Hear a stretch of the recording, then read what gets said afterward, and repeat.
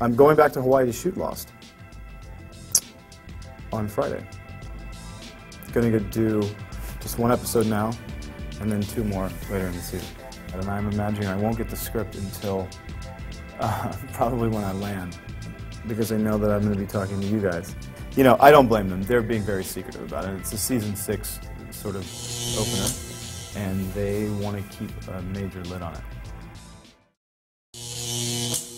Hi, I'm Ian Somerhalder, and one thing you may not know about me is that I am obsessed with saving stray animals. My girlfriend and I have saved and rescued several animals. The rescues are just amazing. They're awesome. How did I end up on the Vampire Diaries? My girlfriend and I were staying in the desert, and I realized that I'd missed this meeting, called my representation at 9 o'clock at night. We were in Vegas, and they called me back. And I was completely convinced that I'd missed my opportunity, and I was going to be kicking myself in the butt. And he called me back 5 minutes later. He says, they need you there at 11 in the morning, ready to, you know, having memorized 9 pages of the script. We got up very early, and I drove across the desert while she slept, and I taped my pages together, and that's how it worked on the material. I probably shouldn't be saying that, because it wasn't dangerous. I mean, I'm a good driver, but I had them, you know, across the cabin of the car, laying across my sleeping lovely lady. It's pretty funny.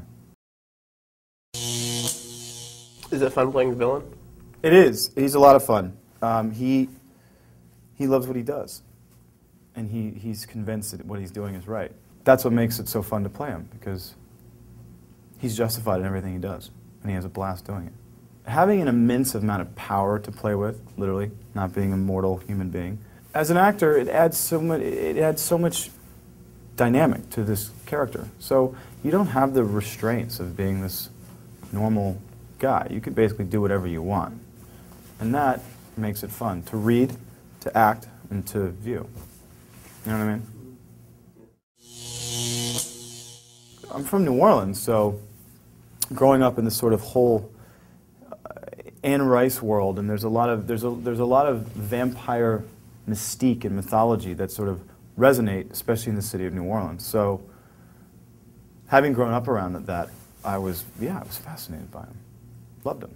I always wanted to play one, and auditioned for True Blood, and just couldn't rock it to convince Alan Ball that was my role, and then I didn't get it, and I was very bummed.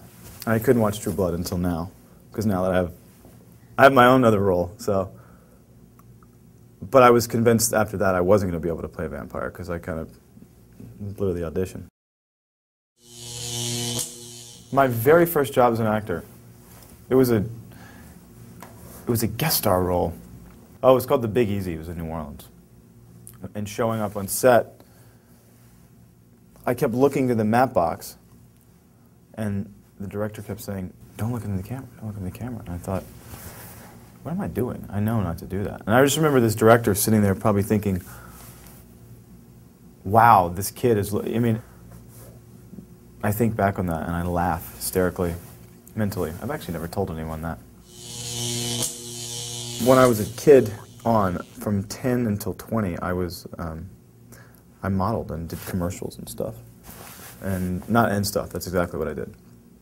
So, I've been working for 20 years. It's funny. Then I had done this Toys R Us calendar. It was like a Save the Environment calendar, and I was one of the months, and I was turning off a lamp, telling kids to turn the lights off, turn the water off, don't brush your teeth, don't run the water when you brush your teeth. We lose something like 40 million gallons of water a week or something because people leave the water on when they brush their teeth. It's crazy. I noticed that you had a tattoo on your arm. What does it say? It says here and now in Latin. Hic et nunc. Yeah, there's a policy, a tattoo policy at CBS, I think. It's just a matter of, you know, not having anything offensive on your arm.